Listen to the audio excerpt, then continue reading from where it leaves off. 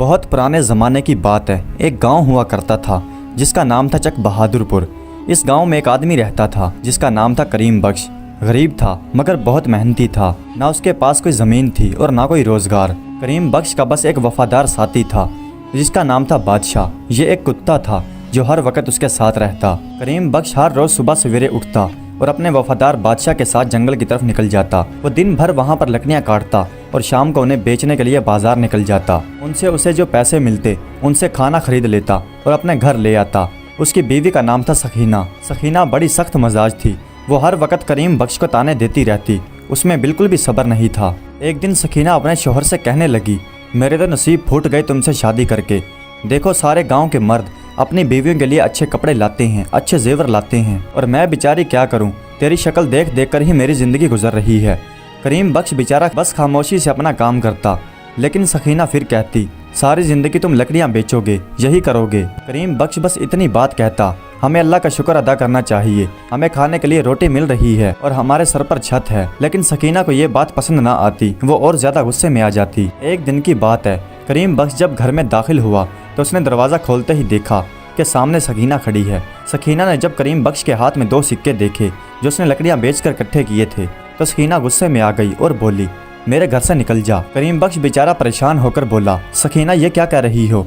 मैं तो काम करके आया हूँ। लेकिन सकीना बोली, तुम 2 आने का काम करके आए हो और तुम कहते हो कि मैं काम करके आया हूँ। मैं तेरी शक्ल तक नहीं देखना चाहती। करीम बख्श हैरान रह गया और बोला, मगर सकीना मैं कहाँ जाऊँगा? बस यही तो मेरा घर है। लेकिन सकीना ने कहा, जाकर अपने कुत्ते के साथ रह, वही तेरा सही साथी है। करीम बख्श की आंखें भर आईं। वो अंदर गया, उसने पुराना सा अपना कंबल उठा लिया और थोड़ा सा जो राशन था वो भी साथ बांध लिया। फिर करीम बख्श ने बादशाह को आवाज़ दी। बादशाह दौड़ता हुआ आया। करीम बख्श ने बादशाह के सर पर हाथ फेरा और कहा, चल बादशाह, अब हम दोनों ही एक दूसरे के साथी हैं। करीम बख्श गाँव छोड़कर चल पड़ा और बादशाह उसके साथ साथ चलता रहा। पीछे मुड़कर नहीं देखा। गाँव से बाहर एक बड़ा सा पुराना सा बरगद का दरख्त था। करीम बख्श उस दरख्त के नीचे बैठ गया और हाथ उठाकर अल्लाह से दुआ करने लगा कि या अल्लाह, दुनिया ने मुझे ठुकरा दिया है तो तू मुझे मत ठुकराना, तू ही मेरा सहारा है। बादशाह भी उसके करीब आकर बैठ गया। करीम बख्श ने बादशाह के सर पर हाथ रखा और फिर दोनों वहां से उठकर वीरान रास्ते की तरफ चल पड़े। थोड़ी दूर चले थे कि सामने एक वीरान टूटा फूटा मकान नजर आया। करीम बख्श ने सोचा कि आज रात यहीं पर गुजार लेते हैं। उसने अपनी पोटली वहीं पर रखी, कुछ सूखी लकड़ियां जमा की और आग जलाई। करीम बख्श ने बादशाह से कहा कि बादशाह तू मेरा सबसे सच्चा साथी है। जब सबने मुझे छोड़ दिया तो भी तू मेरे साथ रहा। बादशाह ने अपनी दुम हिलाई जैसे कह रहा हो कि हाँ मैं तुम्हारे साथ हूँ। फिर करीम बख्श ने अपनी थैली के अंदर से एक रोटी निकाली, आधी बादशाह को खिलाई और आधी खुद खाई। फिर करीम बख्श लेट गया और सोचने लगा, कल क्या होगा? कल फिर लकड़ियाँ काटनी होंगी, कल फिर वही काम करना होगा। फिर उसने सोचा कि कमरे को कुछ साफ कर लेना चाहिए। वो उठा और एक कोने में पड़ा हुआ पुराना झाड़ू उठाकर कमरे को साफ करने लगा। जब वो कमरे को साफ कर रहा था तो कोई सख्त चीज उसके हाथ लगी। उसने गौर से देखा। बादशाह भी उसके करीब आ गया। उसने भी जमीन में पंजे मारना शुरू कर दिए जैसे कोई चीज ढूंढ रहा हो। थोड़ी देर में एक लकड़ी का संदूक बाहर आया। करीम बख्श हैरान था कि इसमें क्या होगा। वो एक पुराना सा लकड़ी का संदूक था जिस पर जंग लगा ताला लगा था। उसने एक पत्थर का टुकड़ा उठाया और ताले पर मारा। ताला टूट गया। उसके अंदर जो निकला, करीम बख्श उसे देखकर हैरान रह गया। संदूक में सोने के सिक्के थे और कीमती जेवरात थे। करीम बख्श की आंखें खुली की खुली रह गई। उसने अल्लाह का शुक्र अदा किया और हैरान होकर बोला, या अल्लाह, ये क्या है? क्या ये ख्वाब है? उसने अपने मुंह पर हाथ फेरा, लेकिन ये हकीकत था। सोना सच में मौजूद था। उसने अल्लाह का शुक्र अदा किया और कहा, उसने मुझे तब भी नहीं धुतकारा जब सारी दुनिया ने मुझे छोड़ दिया। करीम बख्श ने बादशाह के सर पर हाथ फेरा और कहा, बादशाह, अल्लाह ने हमारी सुन ली है। लेकिन करीम बख्श समझदार आदमी था। वो जानता था कि किसी को पता चल गया तो हंगामा हो जाएगा। उसने फैसला किया कि वो किसी को नहीं बताएगा। उसने संदूक को उसी जगह पर दफन कर दिया, बस थोड़े से सिक्के निकाल लिए। उसने सोचा कि कल बाजार जाकर कुछ ज़रूरत का सामान ले आऊँगा। उसकी आंखों में नींद नहीं थी। वो सोच रहा था कि किसी को पता नहीं चलना चाहिए, अब उसकी ज़िंदगी बदल जाएगी। बादशाह उसके पास सो गया। करीम बख्श ने बादशाह के सर पर हाथ फेरा और कहा, बादशाह, ये राज हम दोनों का है। सुबह हुई तो करीम बख्श ने नमाज पढ़ी और बादशाह को साथ लिया और दोनों चक बहादुरपुर की तरफ चल पड़े। चक बहादुरपुर के बाजार पहुंचकर उसने बड़ी अक्लमंदी से काम लिया। उसने एक दुकान से आटा खरीदा, दाल और सब्जियां खरीदी और फिर एक ऊँट खरीदा। एक दुकानदार ने करीम बख्श से पूछा, करीम बख्श, तुम्हारे पास तो पैसे नहीं थे, तुम ये कहाँ से ले रहे हो? करीम बख्श ने कहा, लकड़ियाँ कुछ ज़्यादा बिक गई थी, सोचा ज़रूरत का सामान ले लूँ। दुकानदार को शक नहीं हुआ। फिर करीम बख्श उसी टूटे फूटे मकान में लौट आया। फिर करीम बख्श ने बड़ी समझदारी से काम लिया। वो हर रोज थोड़ा थोड़ा सोना निकालता, बाजार में ले जाकर बेचता और काम करता और सामान खरीदता।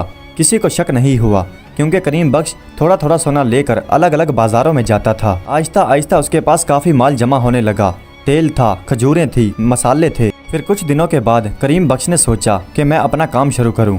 उसने चक बहादुरपुर के बाजार में एक थोड़ी सी जगह देखी। उसने वो जगह खरीद ली और फिर लकड़ी की एक छोटी सी दुकान बना ली। और फिर करीम बख्श ने उस छोटी सी दुकान के अंदर अपना सारा सामान सजा दिया, दालें, तेल, मसाले वगैरह। पहले दिन कुछ लोग आए। उन्होंने पूछा, करीम बख्श तुमने दुकान कब बनाई? करीम बख्श ने कहा, बस अभी कुछ दिनों में। फिर लोगों ने करीम बख्श का सामान देखा। सामान बेहतरीन था और कीमतें भी मुनासिब थीं। फिर एक दिन एक औरत ने दाल खरीदी और कहा, करीम बख्श तुम्हारी दाल तो बहुत साफ है और तुमने तोल भी अच्छा दिया है। करीम बख्श बोला, यही तो अल्लाह का हुक्म है। फिर धीरे धीरे करीम बख्श का कारोबार फैलने लगा। लोग उसकी तारीफ करने लगे। लोग कहते थे, करीम बख्श की दुकान से सामान लो, बड़ा मुनासिब है और तोल में भी फर्क नहीं। यूं ही दिन गुजरते गए और करीम बख्श की दुकान पर भीड़ लगने लगी। एक दिन एक बुजुर्ग ने कहा, करीम बख्श बेटा, अपनी किस्मत देखो, कुछ दिन पहले तुम लकड़ियां बेचते थे और आज इतनी अच्छी दुकान है।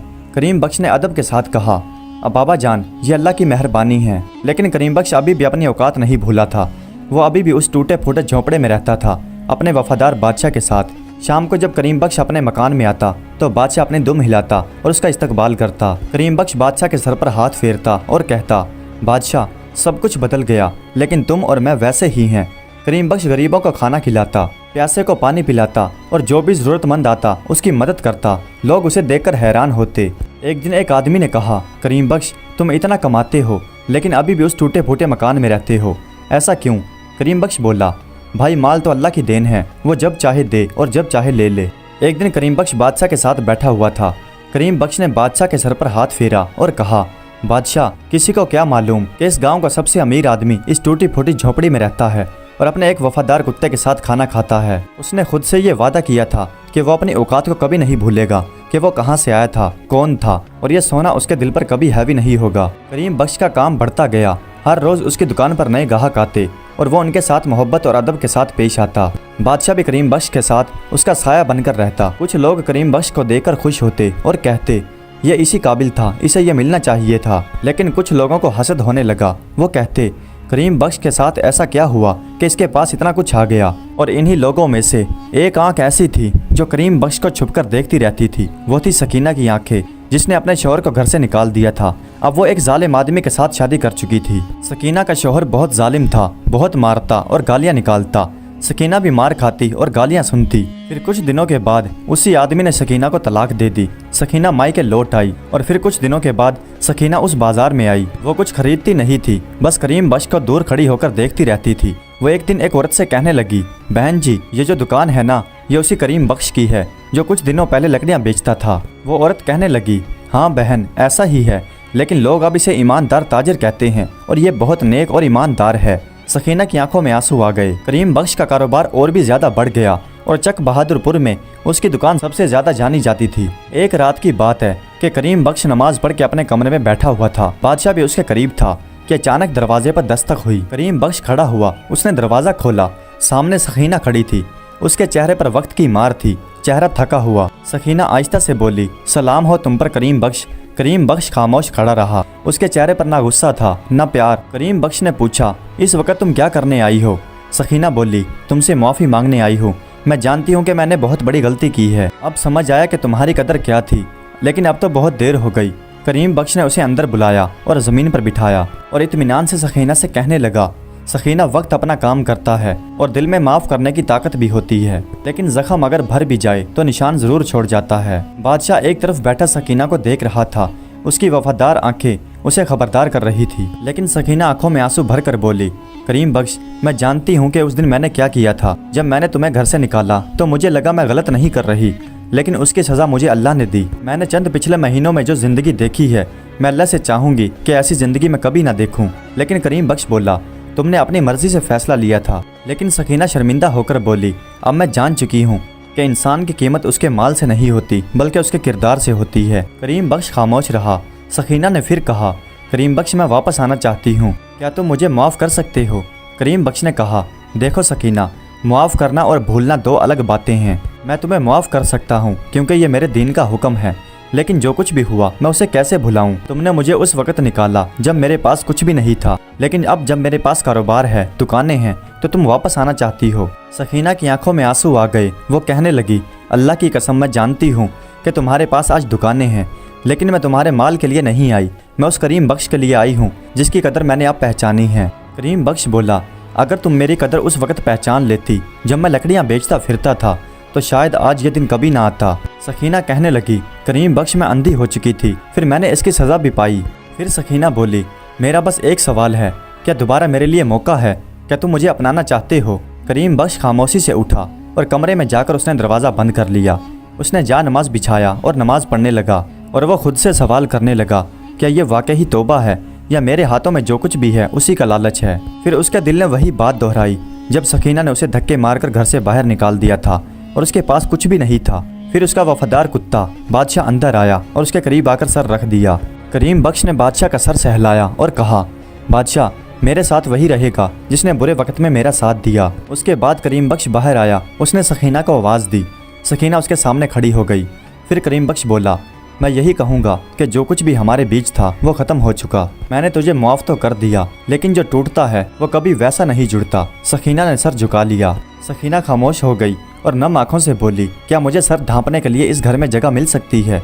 करीम बख्श बोला, अगर तुमने रहना है तो तुम इस मकान के दूसरे कोने में रह सकती हो, क्योंकि बेघर को घर देना ये मेरे अल्लाह का हुक्म है। सकीना खामोशी के साथ रो पड़ी, क्योंकि ना सिर्फ उसने अपने शोहर को खोया था बल्कि वो मौका भी खो दिया था जो उसे दोबारा नहीं मिलने वाला था।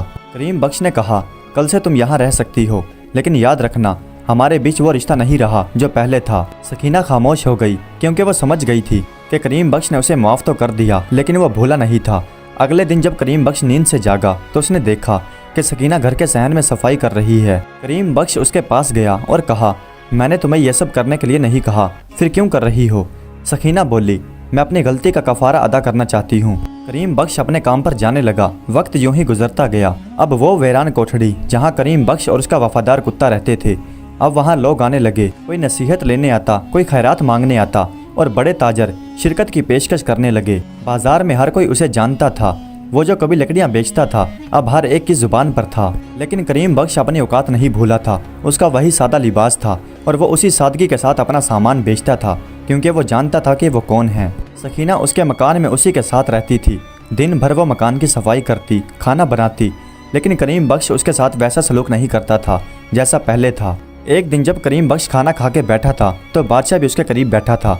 सकीना दूर बैठी देख रही थी। फिर सकीना आहिस्ता से बोली, करीम बख्श मैं जानती हूँ कि तुम मुझे दिल से माफ़ नहीं कर पाए हो। करीम बख्श कहने लगा, सकीना मैंने तुम्हें माफ़ी दे दी, लेकिन भरोसा टूट जाए तो वापस नहीं आता। फिर दिन यूं ही गुजरते गए। करीम बख्श का कारोबार बढ़ता गया। लोग कहते कि देखो इसके कारोबार में इतनी बरकत है। फिर एक दिन बाजार में कोई अमीर आदमी आया जिसका कीमती लिबास था। वो करीम बख्श से कहने लगा, मैं हूँ नवाब सुलेमान, मैंने आपकी शोहरत सुनी है। करीम बख्श ने कहा, जी बताइए मुझसे क्या काम है? सुलेमान बोला, हम चाहते हैं कि आप हमारी कौंसिल में शामिल हो जाएं, गांव के नुमाइंदे बनकर। करीम बख्श हैरान हो गया और फिर अदब के साथ बोला, नवाब साहब मैं तो वो हूँ जो कभी लकड़ियाँ काट कर बेचा करता था, अब मैं लोगों पर हुकूमत कैसे चलाऊंगा?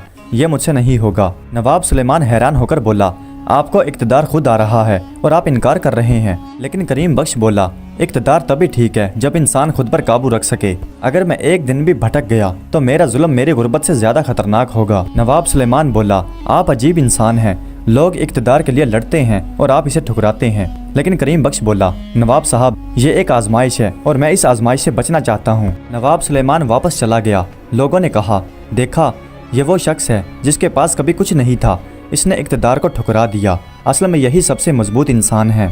जब करीम बख्श अपने घर वापस आया तो उसने देखा कि बादशाह उसके दरवाजे के करीब बैठकर भौंक रहा है, जैसे किसी परेशानी से आगाह कर रहा हो। करीम बख्श उसके पास बैठ गया और कहने लगा, बादशाह सच कहूँ तो तू सबसे ज़्यादा वफादार निकला और मैंने कई ऐसे इंसान देखे जिनके अंदर सिर्फ कुत्ते का दिल था। सकीना दूर खड़ी ये सब कुछ सुन रही थी। उसे अपनी गलती का एहसास और भी ज्यादा हो रहा था। अब जब करीम बख्श का चर्चा चक बहादुरपुर में और भी ज्यादा बढ़ा तो हसद भी बढ़ने लगा। एक दुकानदार था जिसका नाम था मंगलदास। वो हर दूसरे आदमी पर नजर रखता था। लोगों से कहने लगा, वल्लाह इसके कामयाबी के पीछे कोई तो राज है।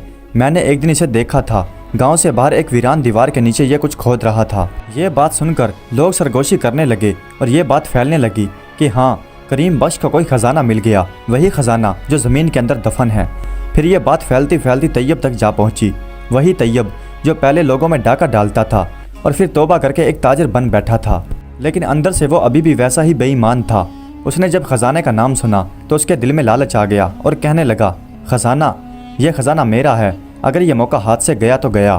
फिर यहीं से खेल शुरू हुआ।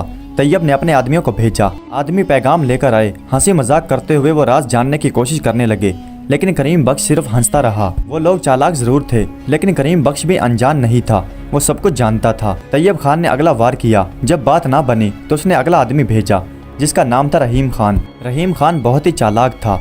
वो आया। फिर रहीम खान करीम बख्श के करीब बैठा और कहने लगा, भाई, क्यों ना तुम हमारे साथ कारोबार करो। पानी के कुएं के करीब जो ज़मीन है, हम वहाँ पर बाजार बनाना चाहते हैं। आधा मुनाफा तुम्हारा, तुम हमारे शरीक बन जाओ। करीम बख्श ने धीरे से कहा, असल साथी कौन है और क्या जमानत है कि यह धोखा नहीं। रहीम खान ने इधर उधर देखा और बोला, भाई, मैं कसम उठाकर कहता हूँ। करीम खान ने बात को काट दिया, कस्में मत उठाओ, आओ मस्जिद में आओ, सबके सामने कहो और ये लिख कर दो कि यह कोई धोखा नहीं है। रहीम खान बोला, क्या तुम्हें मुझ पर एतबार नहीं? करीम बख्श मोहब्बत और नरमी के साथ बोला, मैं अल्लाह पर भरोसा करता हूँ, बाकी सब मेरे लिए एक जैसे हैं। फिर उसने बादशाह को बुलाया। वफादार कुत्ता दौड़ता हुआ उसके पास आया और खामोशी से उसके करीब बैठ गया। फिर बादशाह ने रहीम खान की तरफ ऐसे देखा जैसे वो उसे आखिरी वार्निंग दे रहा हो। रहीम खान का चेहरा फीका पड़ गया और वापस जाकर तैयब खान को सब कुछ बता दिया। तैयब खान मुस्कुराने लगा, लेकिन आंखों में खून उतरा हुआ था। उसने गुस्से में कहा, अगर खजाना यूं नहीं आया तो हम जबरदस्ती छीनेंगे। उसी रात उसने अपने 3 बदमाश लोगों को बुलाया। उस अंधेरे में 4 साए उस अंधेरी कोठरी की तरफ बढ़ रहे थे। हर एक के हाथ में लाठी या खंजर था। तैयब ने आस्था से कहा, मकसूद, तुम उसका मुंह बंद कर देना और तारिक, तुम दरवाज़ा बंद कर देना, हम खिड़की से अंदर जाएंगे। लेकिन वो जैसे ही खिड़की के पास पहुंचे तो बादशाह ने एक ऐसी खतरनाक भौंक मारी जिससे रात का खामोश सन्नाटा लरस गया। अगले लम्हे वो कुत्ता मकसूद के ऊपर लपका, एक बहादुर शेर की तरह। उसने उसके बाजू में अपने नुकीले दांत गाड़ दिए। करीम बख्श की आंख खुल गई। वो जल्दी से उठा। उसने अपने हाथ में एक छड़ी उठाई। करीम बख्श ने एक साया भागता हुआ देखा। उसने पहचान लिया और वो बोला, तैयब, कहाँ भाग रहे हो? तैयब और उसके साथी अंधेरे में गायब हो गए, लेकिन मकसूद अभी भी जख्मी हालत में था। करीम बख्श ने सकीना को आवाज़ दी, सकीना, जल्दी से पानी लाओ और कपड़ा लाओ। सकीना एक कोने में डरी सहमी खड़ी थी। इस जख्मी आदमी को देखना पड़ेगा। लेकिन सकीना बोली, मगर ये तो चोर है, इसने तुम पर हमला किया। रहीम ने मकसूद के जख्मों को साफ किया और उसे पकड़कर बांध दिया। फिर अगले दिन गांव के मुअज़्ज़िज़ लोग जमा हुए और काजी भी आया। करीम बख्श ने सारा किस्सा सुनाया। लोग हैरान हुए कि यह तैयब ने किया है। फिर काजी ने जब मकसूद से पूछा कि तुम सच बताओ कि यह क्या है, फिर तैयब ने सारा वाक़या बताया। फिर एक बुजुर्ग बोला, हमने ऐसा वफादार कुत्ता कभी नहीं देखा जो अपने मालिक की जान की भी हिफाजत करे। फिर दूसरा आदमी बोला, करीम बख्श, तुमने अपना खजाना खुद बनाया है, तुम पर फख्र है। गांव वालों ने फैसला किया कि तैयब खान को गांव से निकाला जाए और वो ज़मीन जो तैयब ने छीनने की कोशिश की थी वो करीम बख्श के नाम की जाए। उसी रोज़ करीम बख्श ने न सिर्फ ज़मीन जीती बल्कि लोगों के दिलों को भी जीत लिया। गांव के कुछ नौजवान तैयब को पकड़ने के लिए उसके पीछे भागे। 2 दिनों में तैयब को पकड़ लिया गया। जब काजी के सामने लाया गया तो काजी ने पूछा, तैयब, तुम्हें ये किसने हक दिया कि तुम किसी की ज़मीन हड़प लो? तैयब ने सर झुका लिया और कहा, मुझे लालच ने अंधा कर दिया था। मैंने सोचा कि तैयब के पास जो खजाना है मैं उसे हथियार लूँ। काजी बोला, तुमने लालच किया और धोखा दिया, तुम्हें लालच की सज़ा मिलेगी। करीम बख्श बोला, काजी साहब, अगर इजाज़त हो तो मैं कुछ कहना चाहता हूँ। काजी ने इजाज़त दी। करीम बख्श बोला, मैं ये कहना चाहता हूँ कि तैयब को माफ़ कर दिया जाए, लेकिन गाँव से निकाल दिया जाए, क्योंकि सज़ा देने का हक अल्लाह का है। काजी बोला, करीम बख्श, तुम बड़े नेक दिल इंसान हो। तैयब की आंखों में आंसू आ गए और बोला, करीम बख्श, तुमने मुझे माफ़ कर दिया, मैं तुम्हारा एहसानमंद हूँ। तैयब खान को गांव से निकाल दिया गया और उसकी जो ज़मीन थी वो करीम बख्श को दे दी गई और फिर करीम बख्श का नाम पूरे गांव में छाने लगा। करीम बख्श ने अपनी नई ज़मीन पर एक छोटा सा बाजार लगाया, ऊन, कपड़े और मसालों से भरा हुआ। उसका काम बढ़ता गया और नाम भी बढ़ता गया। सकीना अब भी उस झोंपड़ी में रहती थी। वो सारा दिन काम करती रहती और रोती रहती। करीम बख्श का दिल अभी भी उससे दूर था। एक दिन वो हिम्मत करके करीम बख्श से कहने लगी, करीम बख्श, मैं जानती हूँ कि तुम मुझे कभी माफ़ नहीं कर पाओगे, लेकिन क्या मुझे इजाज़त मिल सकती है कि मैं तुम्हारी खिदमत करूँ और खिदमत करते हुए ज़िंदगी गुजार दूँ? करीम बख्श बोला, तुम यहाँ रह सकती हो, लेकिन जो रिश्ता टूट गया वो दोबारा नहीं बन सकता। बादशाह करीम बख्श के साथ हमेशा रहता। जब करीम बख्श सो जाता तो बादशाह दरवाजे पर सोता और उसकी हिफाजत करता। करीम बख्श का कारोबार फैलता गया, लोग दूर दूर से आने लगे। कोई फकीर आता तो खाली हाथ ना जाता, कोई मुसाफिर आता तो उसे पनाह मिल जाती। सकीना सब कुछ देख रही थी। उसके दिल में करीम बख्श के लिए मोहब्बत जाग रही थी, लेकिन वो जानती थी कि अब उसका वो हक नहीं रहा। फिर एक दिन जब करीम बख्श बादशाह के साथ बाजार जाने लगा तो सकीना ने उसे रोका और कहा, रुक जाओ। करीम बख्श रुक गया और बोला, क्या बात है? सकीना रोने लगी और कहने लगी, उस दिन जब मैंने तुम्हें घर से निकाला था तो उस दिन मैंने अपनी सबसे कीमती दौलत को निकाला था। करीम बख्श खामोश रहा। फिर सकीना बोली, आज मैं देखना चाहती हूँ कि तुम कितने बड़े दिल वाले हो। तुमने मुझे पनाह दी, मुझे माफ़ किया, लेकिन मैं जानती हूँ कि जो कुछ भी हुआ तुम उसे भुला नहीं पाए। करीम बख्श आहिस्ता से बोला, सकीना, मैंने तुम्हें माफ़ किया, लेकिन मैं उसे नहीं भुला सकता जो तुमने किया था। सकीना की आंखों में आंसू आए और वो आहिस्ता से बोली, मैं भूलने के लिए नहीं कह रही, मैं बस इतना जानना चाहती हूँ कि क्या कभी वो दिन भी आएगा कि जब तुम मुझे अपना समझोगे। करीम बख्श ने कहा, सकीना, ये वक्त बताएगा, लेकिन अभी मेरा दिल तैयार नहीं है। सकीना ने सर झुका लिया और बोली, मैं उम्र भर इंतजार करूंगी, चाहे मेरी जिंदगी गुजर जाए। वक्त यूं ही गुजरता गया। सकीना घर की देखभाल करती, खाना बनाती, लेकिन बोलती नहीं थी। एक दिन करीम बख्श बीमार पड़ गया, बुखार बहुत ज्यादा था। सकीना ने उसके माथे पर पट्टी रखी, उसके लिए खाना बनाया। बादशाह भी करीब बैठा रहा। पूरा एक हफ्ता करीम बख्श बीमार रहा। सकीना एक दिन भी नहीं सोई थी। जब करीम बख्श की तबीयत कुछ बेहतर हुई तो उसने सकीना की तरफ देखा। उसकी आंखें थकी हुई थी, चेहरे का रंग पीला पड़ गया था। उसने सकीना से कहा, सकीना, अब तुम भी आराम कर लो, वरना तुम बीमार पड़ जाओगी। सकीना मुस्कुराकर बोली, नहीं करीम बख्श, तुम्हारी खिदमत करना मेरा फर्ज है। करीम बख्श के दिल में कुछ बदला। उसने सकीना की मेहनत देखी, फिक्र देखी। उस रात जब करीम बख्श अपने बिस्तर पर लेटा तो बादशाह उसके पास आया। करीम बख्श ने बादशाह के सर पर हाथ फेरा और आहिस्ता से कहा, बादशाह, क्या मुझे सकीना को माफ़ कर देना चाहिए? बादशाह ने दुम हिलाई, जैसे वो कह रहा हो कि हाँ। करीम बख्श सोचता रहा। एक तरफ सकीना की मेहनत और फिक्र थी और दूसरी वक्त पुराना दर्द। फिर एक शाम करीम बख्श बैठा हुआ था। सकीना खाना बना रही थी। करीम बख्श ने सकीना को आवाज़ दी, सकीना इधर आओ। सकीना डरते हुए आई और वह घबरा कर बोली, क्या हुआ? मुझसे कोई गलती हो गई? करीम बख्श बोला, नहीं, इधर बैठ जाओ। सकीना बैठ गई। उसका दिल जोर जोर से धड़क रहा था। करीम बख्श बोला, सकीना, तुमने मुझे उस वक्त निकाला था जब मेरे पास कुछ नहीं था, और यह सच है कि यह बात मुझे बहुत तकलीफ देती थी, लेकिन मैंने इन गुजरते दिनों में, इन चंद महीनों में तुम्हारी मेहनत देखी है। तुम्हारे दिल में, तुम्हारी नज़रों में वाकई ही फिक्र थी। सकीना की आंखों में आंसू आ गए। वो बोली, ये मेरा फ़र्ज़ था करीम बख्श।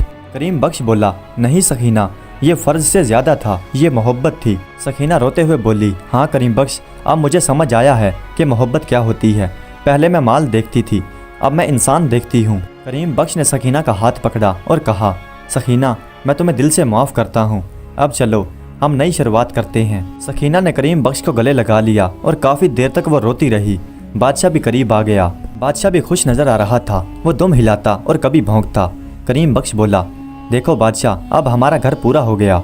उस रात करीम बख्श ने पूरे गांव वालों को बुलाया, वलीमा किया और कहा, मेरा सफ़र लंबा था, मैं धुतकारा हुआ था, सिर्फ एक कुत्ते का साथी था, लेकिन आज सबसे ज़्यादा अमीर हूँ। इसलिए नहीं कि मेरे पास माल है, बल्कि इसलिए कि लोग मुझसे मोहब्बत करते हैं और मेरे पास एक वफादार बीवी है और एक वफादार साथी, और यही मेरी ज़िंदगी के लिए काफ़ी है। प्यारे दोस्तों, उम्मीद करता हूँ कि आज की ये सच्ची कहानी आपको पसंद आई होगी। अगर वीडियो अच्छी लगी हो तो कमेंट्स में अपनी राय का इजहार ज़रूर कीजिएगा। हमारे चैनल को सब्सक्राइब कर दीजिएगा। वीडियो देखने का बहुत बहुत शुक्रिया।